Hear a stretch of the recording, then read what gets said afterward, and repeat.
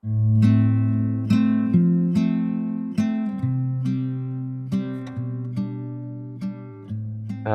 वालेकुम ख़वातीन और हज़रात। हम आपको ultimate counselling cloud YouTube channel पर दोबारा खुश आमदीद कहते हैं एक नए प्रोग्राम के साथ। हम आज हमारे पास एक बहुत ही नामवर मेहमान जो किसी भी तारुफ के मोहताज नहीं। इन्होंने सिर्फ बीइंग एन एजुकेशनिस्ट सिर्फ अपनी पहचान नहीं बनाई, बल्कि अपनी डेडिकेशन और इनोवेशन से आलमी शोहरत भी हासिल की है। So the one and only Mr. Ahmed Saya, renowned A-level teacher for mathematics and accounting। 2019 में अहमद को वर्ल्ड्स मोस्ट डेडिकेटेड टीचर का अवार्ड मिला था, जिससे इनके पैशन और कमिटमेंट के लिए पहचाना गया। और फिर गवर्नमेंट ऑफ पाकिस्तान ने इस चीज को फर्दर रिकग्नाइज करते हुए इनके नाम पे एक रोड भी डेडिकेट कर दिया। तो अल्हम्दुलिल्लाह हमारी एजुकेशन की फील्ड में इतने जबरदस्त लोग इतने काम कर रहे हैं। अहमद सिर्फ एक उस्ताद ही नहीं, वो एक जबरदस्त रहनुमा भी हैं। The bridge school founding member और रिवील पाकिस्तान के मैनेजिंग पार्टनर के तौर पर उन्होंने पाकिस्तान के अंदर जो तालीमी निज़ाम है उसको शेप अप करने के लिए भी अपना किरदार अदा किया है। साथ ही साथ ये वो वाहिद टीचर है पाकिस्तान के जो कैम्ब्रिज के लिए एक मैथमेटिक कोर्स बुक को भी इन्होंने को ऑथर किया है। और अब माशाल्लाह वो अपना PhD career counselling and guidance में भी अपना पीएचडी कंप्लीट करने जा रहे हैं। तो आइए अहमद से कुछ बातचीत करते हैं, कुछ सवालात करते हैं, पूछते हैं कि क्या ये सफर टोटल इनके लिए भी आसान था या नहीं था। तो वेलकम अहमद, बहुत शुक्रिया, थैंक यू सो मच। अस्सलाम वालेकुम। थैंक यू वालेकुम। For inviting. बहुत शुक्रिया अहमद, बहुत शुक्रिया। आप, मुझे पता है आप बहुत बिजी शख्स हैं और ये टाइम निकालना काफी मुश्किल है आपके लिए, तो thank you so much first of all, आपने टाइम निकाला। सो अहमद, आपके बचपन से कुछ शुरुआत करते हैं। मैं चाहूंगा कि कुछ चीजें मैं जानना चाहूंगा कि आपके लिए, अपने लिए एजुकेशन हासिल करना, क्या ये कोई आसान काम था या ये भी चैलेंजिंग कोई सिचुएशन थी आपके लिए, जो आपने भी कोई चैलेंजेस अपनी लाइफ में कुछ झेले हैं? देखें, एजुकेशन सबके लिए चैलेंजिंग होती है मेरे ख्याल में। जब आप उस फेज में होते हैं एज अ स्टूडेंट, तो आपके पास प्रायोरिटीज, पढ़ाई हमेशा फर्स्ट प्रायोरिटी नहीं होती। और slowly and gradually with time आपको एहसास होता है, और बहुत सारे लोगों को हो जाता है, कुछ लोगों को नहीं भी होता, कि पढ़ाई definitely is one of the most priority things in life. तो अल्हम्दुलिल्लाह मुझे वो एहसास थोड़ा जल्दी हो गया, तो चीजें जो है वो ट्रैक पे रही और आ गई। लेकिन यस, पढ़ाई करना थोड़ा सा डिफिकल्ट मेरे केस में इसलिए थोड़ा सा था कि मुझे इनिशियली थोड़ा सा लर्निंग डिफिकल्टीज भी होती थी। बट अल्हम्दुलिल्लाह मुझे जो है वो टीचर्स की बड़ी सपोर्ट रही। मुझे अल्हम्दुलिल्लाह हमेशा टीचर्स बहुत अच्छे मिले। तो मुझे बहुत ज्यादा अपनी जो कमियां थी उसका अंदाजा उतने भरपूर लेवल पे इसलिए नहीं हुआ कि उन्होंने हमेशा मुझे गाइड किया, प्रोटेक्ट किया, रास्ता दिखाया। तो मेरे लिए बड़ी आसानियां हो गई। और फिर इनिशियली मैं एवरेज स्टूडेंट था, बट आहिस्ता आहिस्ता जैसे ही वो मुझे पढ़ाई में लगाव होना शुरू हुआ, मेरा पैशन बनता चला गया। और फिर जब मैंने अपने क्लासमेट्स की हेल्प करना पढ़ते पढ़ते शुरू करी ना, तो मुझे लगा कि the best way to learn is to teach. तो एक्सेलेंट। अपने क्लास फेलोज को पढ़ाते पढ़ाते मेरी मेरी अपनी पढ़ाई अच्छी होने लगी। क्योंकि ऑब्वियसली जब आप किसी की हेल्प करते हैं तो आप चाहते हैं कि आपको उसमें कमांड हो, तो आप उसकी हेल्प कर सकेंगे। तो जो भी मेरी कमी कोताहियां होती थी, मैं उसको सीखता था उससे, और फिर अपने फ्रेंड्स को कम्युनिकेट करता था, तो ऑटोमेटिकली चीजें बेहतर होती चली गई। क्या बात है अहमद, ये तो बड़ी इंस्पायरिंग बात है, क्योंकि बहुत सारे लोग इस चीज़ का बहुत शिकवा करते हैं कि उनको लर्निंग डिफिकल्टीज होती हैं और उसके लिए उनकी कोई सपोर्ट इस तरह की मौजूद भी नहीं है। तो आई एम ग्लैड कि आपको कुछ ऐसे लोग मिले प्रीवियसली, या जो आपके उस्ताद थे या जो भी फैकल्टी मेंबर थे जिन्होंने आपको सपोर्ट किया, और माशाल्लाह आपने उन चीज़ों को ओवरकम करते हुए अब वो लोग काफ़ी प्राउड फील करते होंगे कि अहमद हमारा स्टूडेंट और माशाल्लाह इस टाइम बड़ा रिनोन्ड फैकल्टी हो चुका है। माशाल्लाह माशाल्लाह। अहमद, आपने टीचिंग को क्यों अपना प्रोफेशन बनाया और वजह क्या थी? अच्छा, देखिए, इनिशियली तो जो है वो मैंने पढ़ाना वैसे तो बहुत अर्ली एज में शुरू कर दिया था। I was in grade 9 when I started teaching, and initially I started teaching to finance my own oh, studies. मुझे अपनी स्टडीज को फाइनेंस करने के लिए पूरा अपना खर्चा उठाना था, एंड सेल्फ मेड बनने का शौक था। वाह। तो मैंने पढ़ाना तो इनिशियली इसलिए शुरू किया कि मैं अपनी स्टडीज को फाइनेंस कर सकूं, थोड़े पैसे होंगे तो मेरा पढ़ाई का सिस्टम बेहतर चलता रहेगा। बट जैसे ही मैंने पढ़ाना शुरू किया, कुछ ही अरसे में मुझे ये एहसास हो गया कि पढ़ाना is not a job, it's a responsibility.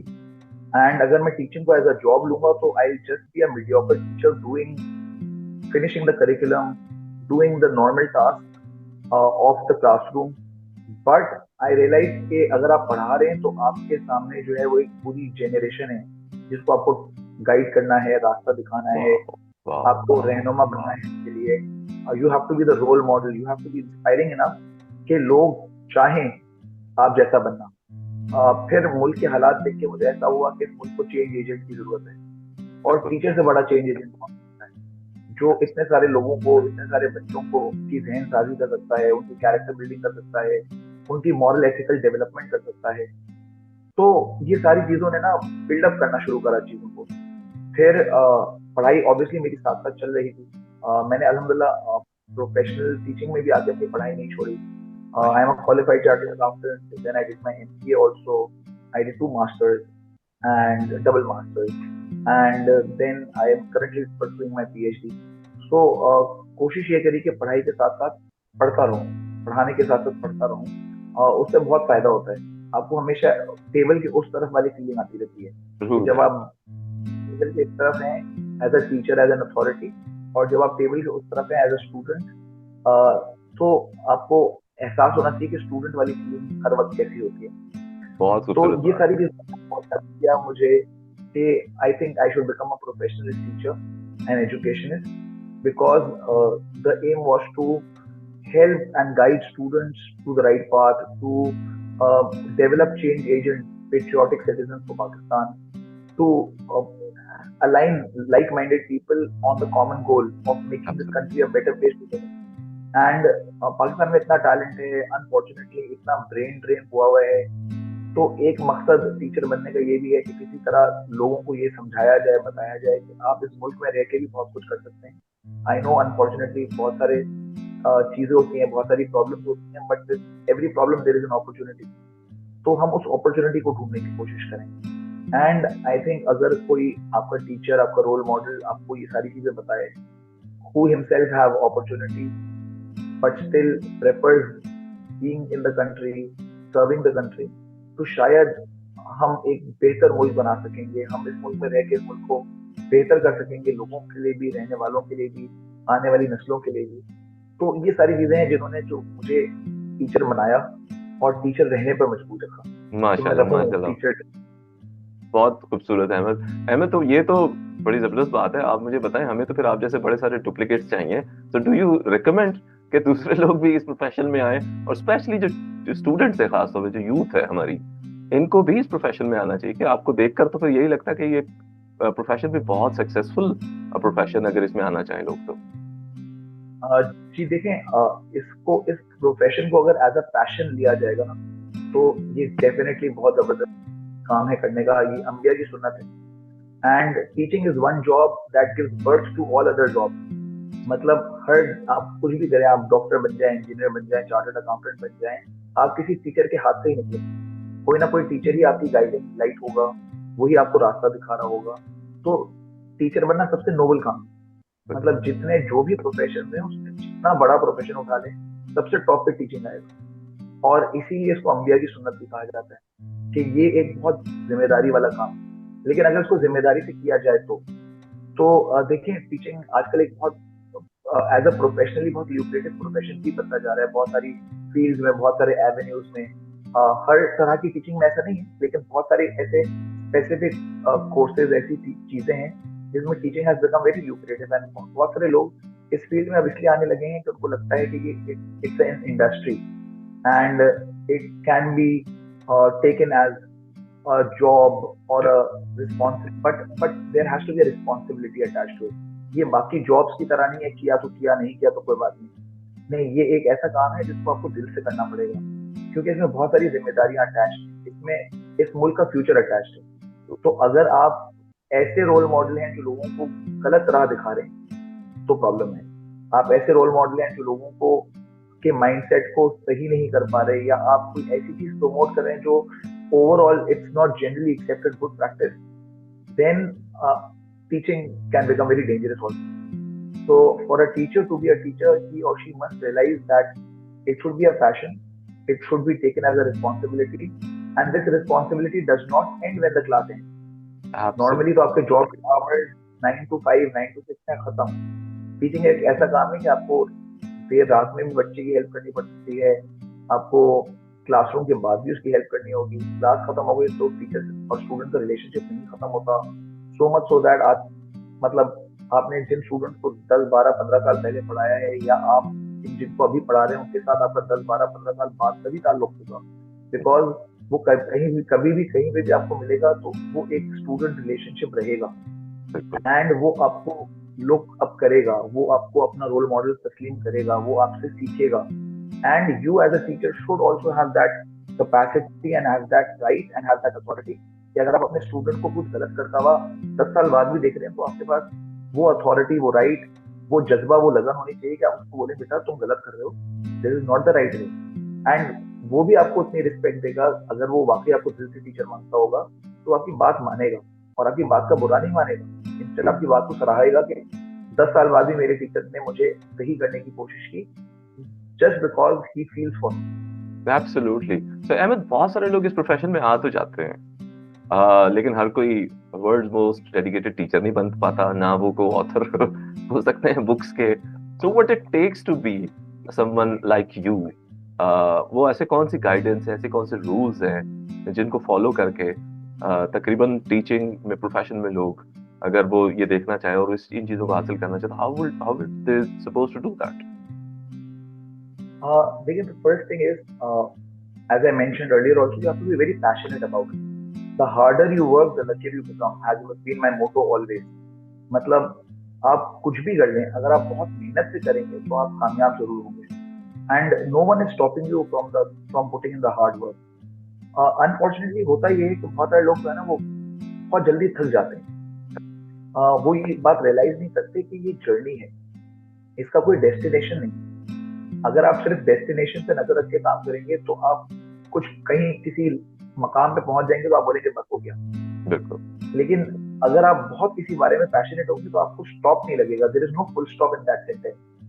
There will always be a comma, a bridge, a gap, and then you will move on again with more zeal and more enthusiasm. एंड होता ये है कि हम जब हार जाते हैं, थक जाते हैं, या हम कोई चीज अचीव नहीं कर पाते, हम डिमोटिवेट हो जाते हैं, तो हम बोलते हैं बस बस हो गई। तो बस नहीं करनी है हमें। We will not always get what we want, we will not be able to achieve all the dreams always, but we will keep trying and that should keep us going. Moreover, कभी भी अगर हम ये सोच के काम करेंगे ना कि मुझे, मैं ये करूंगा तो मुझे ये जरूर मिलेगा, तो ऐसा भी नहीं होता। Sometimes someone works very hard but does not reach that level. At times someone works a little lesser but reaches that level. तो उसमें ऐसा नहीं है कि वो उसने कम काम किया तो शायद वो बहुत जल्दी सक्सेसफुल हो गया या वो बहुत लकी है। नहीं, एट टाइम हमें बहुत सारे जो है ना वो आइसबर्ग का पिरामिड का जो आइसबर्ग का जो टॉप होता है ना वो तो नजर आ रहा होता है, उससे जो नीचे की सारी सस्टेनेंस होती है, इंड्योरेंस होती है, वो नजर नहीं आ रही है। तो हो सकता है जो हमें बज़ाहिर लग रहा है कि उसने कम एफर्ट डाली और वो बहुत आगे निकल गया, उसमें बज़ाहिर ऐसा लग रहा है आपको, लेकिन उसके पीछे जो उसने बहुत मेहनत पहले से करी हुई है, बहुत सारा काम पहले किया हुआ है, बहुत सारी अपने आप को ग्रूमिंग उसने जो बहुत पहले दी है, वो हमें नजर नहीं आ रही होती। प्लस हम कभी भी कोई काम करते हैं और अगर अच्छा काम कर रहे हैं, अच्छी नीयत से कर रहे हैं और ये सोच के कर रहे हैं कि इसके अगेंस्ट में मुझे ये रिटर्न मिलेगा, तो हम बेसिकली ना वो कोई अच्छा काम अच्छी नीयत से नहीं कर रहे, हम तो एक ट्रेड कर रहे हैं, एक सौदा कर रहे हैं कि गिव एंड टेक रिलेशनशिप होता है। अगर हम अच्छा काम अच्छी नीयत से कर रहे हैं और ये सोच के कर रहे हैं कि whatever the results are, I think I have to do it because this is the principle, these are the rules, these are the bare minimum criteria of doing it, irrespective of the fact कि उसका result क्या है, मैं तो कोशिश करता रहूंगा। That makes a difference. हमें कोशिश करनी है, we are responsible for our effort, not a result. तो रिजल्ट देना तो अल्लाह ताला के हाथ में। तो आई थिंक यहाँ पे जो रेसिपी ऑफ सक्सेस है वो शायद ये है कि हम कोशिश करते रहें एंड बाकी अल्लाह ताला की। मैंने भी ये किया, मैं तो कोशिश करता रहा और ना मैंने कभी सोचा कि मुझे ऐसा कोई अवार्ड मिलेगा, ना मैंने उसको कोई अपना बेंचमार्क बनाया था, ना कोई मेरी विश लिस्ट में भी ऐसा कुछ था। सही बात है। ऑल ऑफ अ सडन लेकिन आपने काफी कम उम्र में ये चीजें हासिल कर ली सर। असल में काम करना बहुत कम उम्र से शुरू कर दिया था, बहुत कम उम्र से। एज आई मेंशन, मैंने क्लास 9 में था तब से पढ़ाना शुरू कर दिया था। तो शायद अल्हम्दुलिल्लाह चीजें होती थी, लेकिन अल्लाह ताला is very very very kind to me, अल्हम्दुलिल्लाह, कि मुझे अल्लाह ताला ने बहुत नवाजा है, औकात से ज्यादा बढ़ के नवाजा है, माशाल्लाह। एंड अल्लाह ताला more than I deserve. So I'm alhamdulillah very grateful for that. And then I got so many people who were always very supportive. माशाल्लाह। लोगों ने मुझे हर तरह से सपोर्ट किया, parents, family, teachers, heads of schools and colleges, हर दफा मुझे हर तरफ से सपोर्ट मिलती चली गई। एंड देन स्टूडेंट्स ऑब्वियसली, बाकी पढ़ाने की सलाहियत तो अल्लाह ताला ने दी, लेकिन स्टूडेंट्स ने उसको रिसेप्टिवली लिया और उन्होंने इस बात को समझा कि शायद मैं उनके भले के लिए कर रहा हूँ जो कर रहा हूँ, and they accepted it and they responded. And then देखिए, एक टीचर के लिए जो सबसे बड़ी अचीवमेंट होती है ना, वो उनके स्टूडेंट्स की कामयाबी, उनके स्टूडेंट्स की रिस्पेक्ट, उनके स्टूडेंट्स को आगे बढ़ते हुए देखना होता है। तो जब टीचर देखता है ना कि उनका स्टूडेंट बहुत बेहतर होता जा रहा है, स्लाइटली बेहतर होता जा रहा है, तो वो सक्सेसेस होते हैं, बेबी स्टेप्स ऑफ सक्सेस। वो देखते हैं मेरा एक स्टूडेंट पहले शायद काम नहीं करता था, अब काम करना शुरू हो गया, पहले उसको ये सब्जेक्ट में इंटरेस्ट नहीं होता था, उसको इंटरेस्ट आना शुरू हो गया, वो पहले 2 सवाल करके थक जाता था, 5 सवाल करके खुश होता है। तो ये छोटी छोटी छोटी चीजें इतना मोटिवेट कर देती है कि हमारे दिल चाहता है हम पहले से ज्यादा मेहनत करें और कोशिश करें और जान मारें। ये सारी चीजें जो है ना, वो टीचर को समझ में आ रही होती है। At time students response does not matter at all to the student, but to the teacher it matters the world. मतलब एक स्टूडेंट का बॉडी लैंग्वेज, एक जेस्चर, एक उसका आपके लिए, आपको एक तरह से देख के इस बात का एहसास करना कि मुझे समझ आ रहा है, मुझे मजा आ रहा है आपकी क्लास में, इतनी बड़ी मोटिवेशन होती है कि आपको दिखता था और पैशनेटली पढ़ाओ और कोशिश करो और जान लगाओ कि इनको और बेहतर बनाओ इनको। एक देखिए, बीइंग अ टीचर हमारा काम सिर्फ उनको करिकुलम पढ़ाना तो नहीं है ना, course completion is one part of our responsibility. उनको कोर्स खत्म करवाना है, उनकी तरबियत करनी है, उनकी कैरेक्टर बिल्डिंग करनी है, उनको मॉरल एथिकल वैल्यू सिखानी है, उनको बेहतर इंसान बनाना है, उनको बेहतर सिटीजन बनाना है, उनको सही गलत की तमीज सिखानी है। ये सारी चीजें हमें एक टीचर को with in a span of his class करना होता है। तो हमें तरीके से पढ़ाना पड़ता है, एट टाइम्स डांट के, एट टाइम्स प्यार से, एट टाइम्स थोड़ा सा लाउड होके, एट टाइम्स सॉफ्ट होके, कि वो बच्चा इस बात को समझे कि we are there for him और हर। हमारा काम, we are not doing it just as a work, हमारे लिए काम नहीं, हमारे लिए जिम्मेदारी है। बच्चा हमारे लिए क्लाइंट नहीं है, हमारी अमानत है। तो जब ये सारी चीजें होती है ना, तो ऑटोमेटिकली चीजें अंदर से आती हैं, it comes from with in. तो हमें ना बनावटी बनना पड़ता है, ना कुछ एक्स्ट्रा काम करना पड़ता है, हम तो वो करते हैं जो रेगुलरली रोज करते हैं। और मैं शुरू से ही एक चीज दिमाग में रखते हुए काम करता हूँ कि जब मैं क्लास में जाता हूँ तो मैं ये सोच के जाता हूँ कि शायद ये मेरी जिंदगी की पहली क्लास है, और एट द सेम टाइम ये भी सोच के जाता हूँ कि शायद ये मेरी जिंदगी की सबसे आखिरी क्लास है। तो जब मैं ये सोच के जाता हूँ कि मेरी जिंदगी की पहली क्लास है, तो I want to be as impressive as I want to be on day one, because I want to impress people so that they retain me, they keep me as the person they want to be, and इसी तरह students का दिल चाहे मेरी class में बैठने का। And जब मैं ये सोचता हूँ कि मेरी आखिरी क्लास है, तो it gives me the passion. हो सकता है मुझे दोबारा इनसे इंटरेक्ट करने का मौका ना मिले, तो I have to give my best. तो ये दो चीजें हमेशा क्या पता है कि ये मेरी जिंदगी की पहली क्लास है, और क्या पता है इसके बाद मुझे दोबारा इंटरेक्ट करने का मौका मिले। Beautifully, Ahmed, so beautifully you just mentioned these points. आप तो काफी लोगों के लिए सोर्स ऑफ इंस्पायरेशन है, बड़ा पर्सनल सा सवाल है, आपकी भी कोई सोर्स ऑफ इंस्पायरेशन है वैसे? देखें, बिल्कुल बहुत सारी चीजें होती हैं जो हमें, और देखिए अल्हम्दुलिल्लाह अल्लाह ताला is very kind to me. तो मी एज अ टीचर हम लोग को नजर आ रहे हैं, but if I was awarded as world most dedicated teacher, then my teachers are the epitome of dedication. मैं बात बार बार बोलता हूँ कि अगर मैं वर्ल्ड मोस्ट डेडिकेटेड टीचर का अवार्ड विनर हूँ, तो मुझसे ज्यादा डेडिकेटेड तो वो टीचर्स हैं जिन्होंने मेरे अंदर डेडिकेशन डाली। एब्सोल्युटली। तो I give due credit to my teachers, my mentors, all those people who have guided me always. क्योंकि मुझे जो आता है, मैंने पैदाइश ही नहीं आया था, मैंने सीखा है लोगों से, और ये सीख सीख के ही जो ये सारी चीजें मेरे सामने हैं। सही बात है। नहीं, बहुत बहुत जबरदस्त। आपकी कैरियर गाइडेंस में भी काफी ज्यादा आपने जो है वो काम किया है। इनफैक्ट आप अपना पीएचडी भी कैरियर काउंसलिंग और गाइडेंस में जो है वो आप अपना परसू कर रहे हैं। सो जनरली आप लोगों को सुनते हैं कि वही टिपिकल माइंडसेट है, मेडिकल, इंजीनियरिंग, कॉमर्स, या ये सब। कोई एडवाइस देना चाहें स्टूडेंट्स को, पेरेंट्स को, कि a world is actually far beyond that now? देखिए, पता है, टू बी वेरी ऑनेस्ट, ये जो hard core main subject combination होते हैं ना, वो लोगों के परसेप्शन होते हैं यही करना है, ये सिक्योर्ड ऑप्शंस हैं, ये जॉब सिक्योरिटी दे देंगे। टू बी वेरी ऑनेस्ट, ऐसा कुछ भी नहीं होता। Every child is different. You can't, there is no one size that fits all. You can't say कि ये रेसिपी तो सक्सेस फॉर एवरीवन होगी, ये कर लोगे तो हमेशा कामयाब हो जाओगे। Everyone is different. हर किसी की अपनी स्ट्रेंथ हैं, अपनी वीकनेसेस हैं, अपनी इंक्लिनेशंस हैं, अपने इंटरेस्ट हैं, अपनी आइडियल्स इंक्रीज हैं, और हर बच्चा दूसरे बच्चे से मुख्तलिफ है। हत्ता कि दो आइडेंटिकल ट्विंस की पर्सनालिटीज में भी फर्क होता है। दोनों की लाइफ, दोनों के करियर पाथवे सेम नहीं हो सकते। तो हमें इस बात को समझना चाहिए कि हमें जब करियर पाथवे अपना चूज करना है कोई भी, तो हमें इन सारी चीजों को देखना पड़ेगा। हमें क्या पसंद है, क्या ना पसंद है, हमें क्या करने में मजा आता है, क्या करने में मजा नहीं आता है, हमें कौन सी चीज अट्रैक्ट करती है, किस काम को करने में मेरी विलिंगनेस है और किस काम को करने में मेरी एबिलिटी है। जहां पे विलिंगनेस एंड एबिलिटी कोलाइड करेगी, that is the success of point of the career pathway.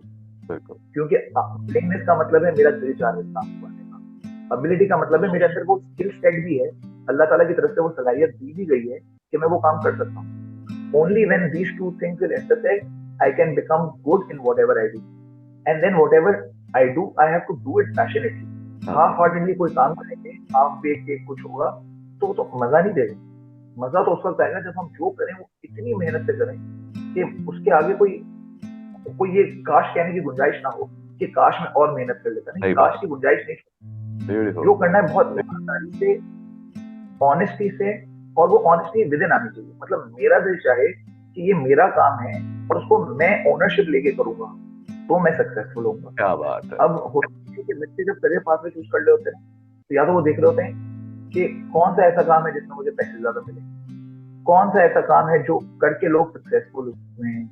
अब देखें, आप किसी को फॉलो करें, अपना मेंटोर बनाएं, तो you try to take best things out of them. But हर किसी की गुड साइड भी होती है और बैड साइड भी होती है।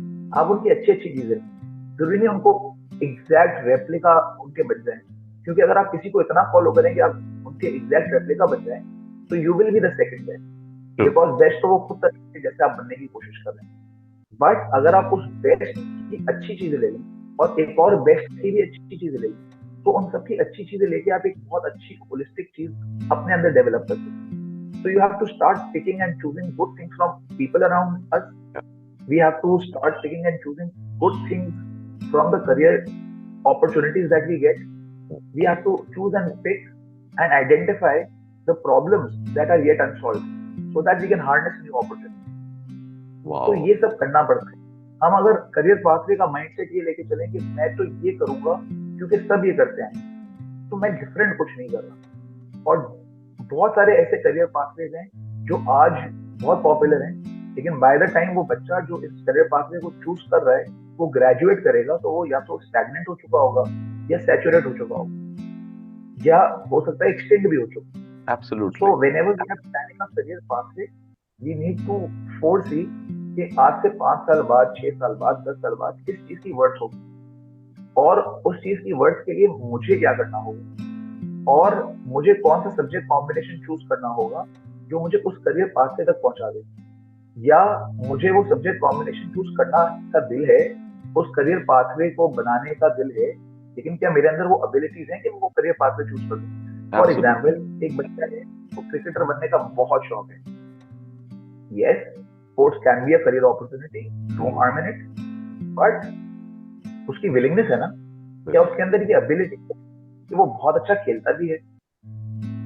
एक स्टूडेंट है, वो चाहता है कि मैं डॉक्टर बनूं, क्या उसकी विलिंगनेस तो है डॉक्टर बनने, लेकिन क्या उसके अंदर ये एबिलिटी है कि वो मेडिकल परस्यू कर सके। या एक बच्चा है जिसकी विलिंगनेस है, उसको खाना पकाने में बहुत मजा आता है, विलिंगनेस है, तो क्या उसको वो अपनी एबिलिटी बना के क्या शेफ बन सकता है? तो फिर एक चीज देखी जाती है, शेफ बनना तो नहीं, ऐसा नहीं है। अगर किसी के अंदर से ये पैशनेट चीज आ रही है, उसका पैशन है शेफ बनना, तो he can be a very good chef and he would be earning a very good money also, amount of money Absolutely. also. And living a Why should we satisfied look life. down upon people? Why should we look down upon a career path? एक कुछ बच्चे होते हैं वो math में बहुत अच्छे होते हैं, लेकिन कुछ बच्चे होते हैं जो आर्ट्स में बहुत अच्छे होते हैं। तो उसका मतलब उनको अपना करियर जो है, अगर उनके अंदर एबिलिटी है, आर्टिस्टिक सेंस है, उनका जो उनके इनेट एबिलिटी है वो आर्टिस्टिक है, तो वो अपना करियर पाथवे ऐसी चीज में चूज करे जहां पे उसको आर्टिस्टिक माइंड की जरूरत हो, रादर देन वो बन जाए चार्टर्ड अकाउंटेंट जबकि उसका माइंड आर्टिस्टिक है। तो ना वो अच्छा चार्टर्ड अकाउंटेंट बन सकेगा और ना ही वो अच्छी लाइफ जी सकेगा, क्योंकि वो सारी जिंदगी डिप्राइव्ड होगा अपने शौक से, उसको मजा ही नहीं आता। And work becomes the passion.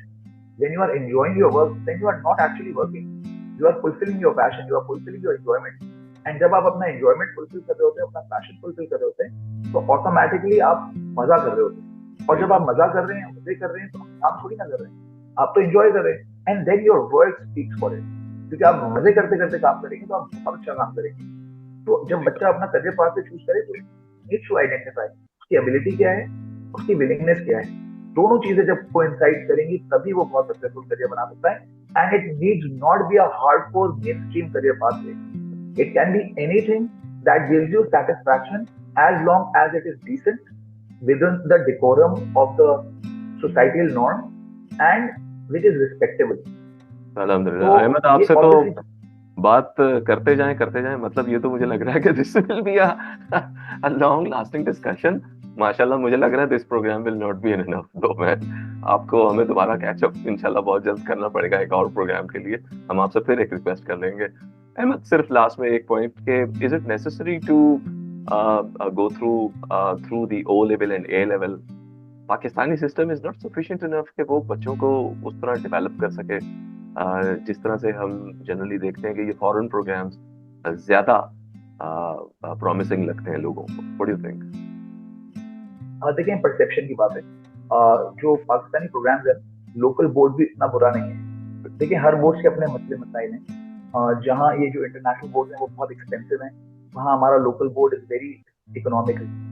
हमारे बोर्ड के साथ प्रॉब्लम जो है वो अनफॉर्चुनेटली मैल प्रैक्टिस का है, चीटिंग, ऐसे लोगों का पास हो जाना जो पास नहीं होने चाहिए या जो नहीं डिजर्व करते, और ऐसे बच्चों का ना पास होना या उनके साथ नाइंसाफी होना जो डिजर्व करते हैं। तो ये जो मिसमैच होता है ना, ये प्रॉब्लम है। पाकिस्तान में बहुत सारे करिकुलम फॉलो हो रहे हैं, there is no unified system. Unified system की अपनी प्रॉज एंड कॉन्स हैं ऑब्वियसली, बट हम ये नहीं बोल सकते कि हमारा सिस्टम बहुत खराब है। बहुत सारे बहुत काबिल लोग हमारे अपने सिस्टम से निकले, उनकी काबिलियत, उनकी पैशन, उनकी डेडिकेशन हमारे सिस्टम में इतनी अच्छी है कि इट्स सेकंड टू नन। तो मैं तो बिल्कुल ये नहीं बोलूंगा कि सिर्फ जो इंटरनेशनल बोर्ड है, इंटरनेशनल सिस्टम से वही अच्छे हैं, हमारा लोकल बोर्ड बिल्कुल खराब है। हमारे लोकल बोर्ड के अपने फ्लॉज हैं, नो डाउट, बट उसको ठीक करना भी हमारी जिम्मेदारी।